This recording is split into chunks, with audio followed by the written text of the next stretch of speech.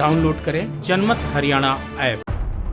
3 कृषि कानूनों को लेकर किसानों का आंदोलन जारी है। किसानों की केंद्र सरकार के साथ 10 बैठकें हो चुकी हैं। 19 जनवरी को अगली बैठक होनी है। आंदोलन को लेकर सियासी बयानबाजी भी जारी है।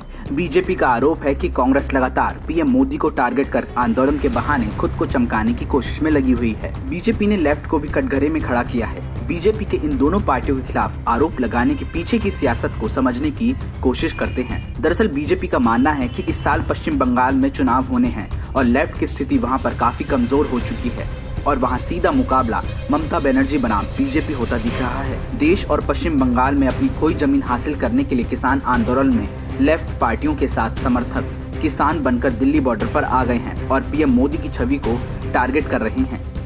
तो मैं समझता हूँ कांग्रेस पार्टी का बड़ा हाथ है, कम्युनिस्टों का बड़ा हाथ है।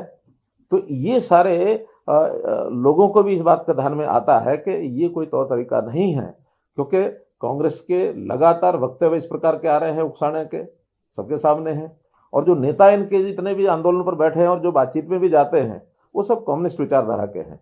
वो कम्युनिज्म जिसका नेस्तनाबूद हो गए, बंगाल में हो गए, चाइना में हो गए, रूस में हो गए, आज ये पैर पसारने के लिए लगे हुए हैं कि इन आंदोलनों के माध्यम से हम यहाँ पैर जमा लेंगे, तो इनको भूल जाना चाहिए।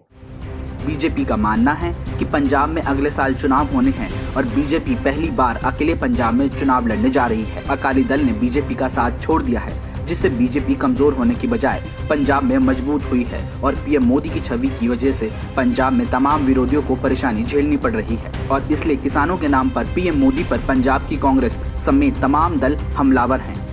लेफ्ट को अगर आप देखो तो लेफ्ट का दृष्टिकोण ये हो सकता है कि इस बार जो है अभी पश्चिम बंगाल में चुनाव आने वाले हैं और जिस प्रकार से वहाँ भारतीय जनता पार्टी की लोकप्रियता बढ़ रही है, जनमानस के बीच में उन पर विश्वास बढ़ रहा है, तो निश्चित तौर पर उनको डर लगा हुआ है लेफ्ट की पार्टियों को भी।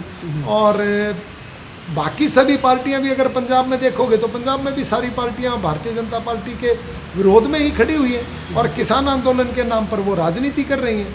व्यक्तिगत राजनीति, विचार की राजनीति तो उनके पास है नहीं। उन लोगों के पास या तो जात पात की राजनीति है, क्षेत्रवाद की राजनीति है और अब उनको एक ये नया मुद्दा मिला हुआ है कि किसान की राजनीति पे, इस बात पर राजनीति करने पर उतारू हो गए। हरियाणा कांग्रेस के नेता बीजेपी के आरोप के उलट लगातार सफाई दे रहे हैं कि आंदोलन किसानों का ही है। उनके टारगेट पर पीएम मोदी नहीं बल्कि ये 3 कृषि कानून हैं जो किसानों के हक में नहीं हैं, उन्हें वापस लिया जाना चाहिए। वहाँ पर जो है बॉर्डर्स पर पड़ा हुआ है, कड़कड़ाती ठंड में 60 से ज्यादा किसान हमारे शहीद हो चुके हैं। सरकार पूरी तरह से लोकतंत्र की हत्या हो चुकी है, संविधान की धज्जियां उड़ा रहे हैं। देखो पुलिस प्रशासन बार बार जो है अरेस्ट करके लेके जा रही है, लेकिन क्या कारण है कि महामहिम राज्यपाल महोदय सुन नहीं रहे हैं, सरकार सुन नहीं रही है। और सुप्रीम कोर्ट ने जो कमेटी बनाई उसमें भी रखा जी इन बिलों के पक्ष में, तो हम पूरी तरह से किसानों के समर्थन में। कांग्रेस नेतृत्व नहीं कर रही है, उनके क्या कार्यक्रम वो किसान फैसला करते हैं, हम तो उनकी मांगों का समर्थन कर रहे हैं। तो उस दिन जो सीएम साहब के साथ इन्होंने करी लट्ठम लट्ठ बजा बुजू के भगा दिया, उनको तोड़ ताड़ दिया, उसके बारे में आप देखो ये सबसे मेरा ये अपील है, जैसे शांति प्रिय जो है ना, अहिंसक वो होना चाहिए। तो किसानों का कहना है कि आंदोलन को आगे भी जारी रखेंगे, इसमें आपका समर्थन जारी रहेगा? मेरी उनकी मांगों का समर्थन जारी रहेगा, क्योंकि मांग उनकी जायज है। नेतृत्व नहीं करें हम समर्थन करें भाई। वैसे तो कांग्रेस बीजेपी और पीएम मोदी पर किसानों की आड़ लेकर हमले कर रही है, लेकिन कांग्रेस की गुटबाजी पीएम मोदी की छवि का मुकाबला नहीं कर पाती। दरअसल शुक्रवार को कांग्रेस ने राजधानी दिल्ली समेत देश के कई इलाकों में विरोध प्रदर्शन किया और चंडीगढ़ में हुए विरोध प्रदर्शन में कांग्रेस की गुटबाजी भी सामने आ गई, जिसमें विरोध प्रदर्शन फीका पड़ गया। कांग्रेसी राजभवन तक भी नहीं पहुंच पाए। कहीं न कहीं कांग्रेसी पीएम नरेंद्र मोदी की मजबूत छवि का तोड़ निकालने में सफल नहीं दिख रहे हैं। किसान आंदोलन में भी कांग्रेस की रणनीति फेल हो रही है। अब देखना दिलचस्प होगा कि पंजाब और वेस्ट बंगाल चुनाव से पहले मोदी विरोधी दल क्या जोर आजमाइश करते हैं। ब्यूरो रिपोर्ट, जनमत हरियाणा।